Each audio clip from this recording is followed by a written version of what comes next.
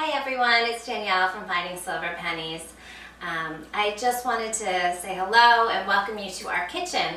Today we're in here and I wanted to discuss with you the improvements we've just made. We live in an old home. It's a 1927 Dutch colonial and I love it. And the walls in here when we moved in were yellow. And if you read the blog, then you know I really like cool colors. I like ones that remind me of the ocean and the beach and are neutral. And for a long time I've wanted to change the colors in here, but I've been waiting. I've been waiting and waiting and waiting, and I've been waiting almost 3 years. I can't believe it. It will be 3 years that we've been in the home in May. And I just thought, oh, well, you know, maybe we're going to do the kitchen or maybe we'll do an addition.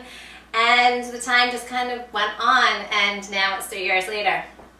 And we haven't done an addition, and we haven't put new cabinets in and a new counter, which are things that we want to do down the line. But I just felt like I need to start the new year off with a fresh kitchen and a fresh start. So what I did, and which didn't cost a lot of money, was I decided to use paint to transform our kitchen. And it didn't take long. I used about half a can of paint. I painted all the walls. And you can see here, and we also replaced the switch plates, and we did the sockets as well. So the color is Gray Owl by Benjamin Moore, and we did it in eggshell. And I decided to just leave the other colors in the kitchen. There's the cabinets are Bone White and Semi-Gloss by Benjamin Moore, and the trim is White Dove in Semi-Gloss by Benjamin Moore. And I think that the gray and the cabinets and the trim play so nicely together. The cabinets are a little bit warmer in tone, and I think it picks up nice with the original features of the home. So what I want to talk to you today, though, about is the china cabinet. This china cabinet is original to our home. It actually wasn't here. It was in the dining room, and the previous owners salvaged it from the dining room. And they ended up extending what was the pantry to make a bathroom and laundry, and so they repurposed it here. And I just think it was such a brilliant idea, and it's one of my favorite features in the house. But before we painted, it was yellow inside, and we had been putting jars and, you know, just different things. It started getting really messy looking. So I thought about it before I painted the walls and before I did anything in here. And I knew I wanted to make a feature of it. I wanted it to look clean. So I decided to move all my plates and other things that were white into here. And before I did that, I painted the back. I'm going to open this so you can see. I painted the back a dark gray. I think it looks blue on the photos, but it's a dark gray, and it's called Soapstone, and it's by Fusion Mineral Paint. And I just did 2 coats. Literally, it took me an afternoon to paint it, let it dry, touch it up, and then move everything in. And this really, it didn't cost a lot to do, but I think it gives a kind of, I don't want to say expensive look, but it does look more expensive than it was. The plates were plates I had. These are, the beaded ones are from Birch Lane. The white ones are from IKEA, and we use these every day. The cake stand, I don't remember where I got it. I think I got it from a catalog somewhere. This does double duty. It flips over to become a chip bowl. This tapioca container my mom got for me when we were antiquing in Duxbury, and I love it. I love blue and white together.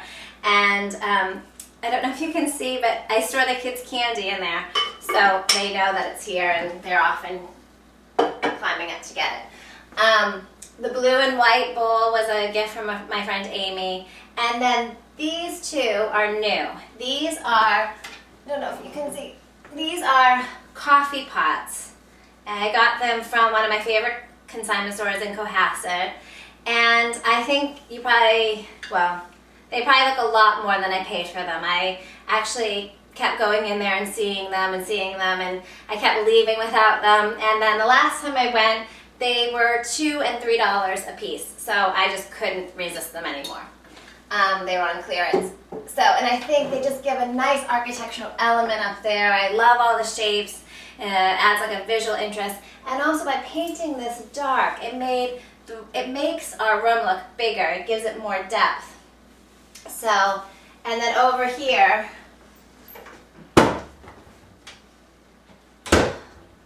you can see we have our cookbooks, and I have the coffee pot. There's a little coffee station there. And for the cookbooks, I just took all the dust jackets off to try to make it look a little bit more tidy and a little cleaner over there. So this is something you guys can totally do at home. It's really easy. Just get a can of paint, or a container of paint. Use a brush. I used a mini roller for inside. I did the brush along the edges, and then I just put a collection I already had. And yours doesn't have to be white. It can be really any color. You could do maybe something sea glass colors, or you could do pewter, or you could do, I'm trying to think of other things you might have a collection of, transferware, or ball jars, or you could even do globes, or all different things. I just think it makes a nice way of storing things you've collected over time, and these are things we use every day. And it's also nice because it's easy access, to put things from the dishwasher, the kids grabbing plates for themselves. They don't have to climb up anymore and get them out of the cabinet. I always was worried that Connor was going to fall getting a plate down. So I hope that's helped you. I hope that's given you some kind of a tip that you could bring into your own home and try. I'd love to hear if you guys decide to use any of the tips I'm giving you. All right, thanks for stopping by. I'll see you guys again soon.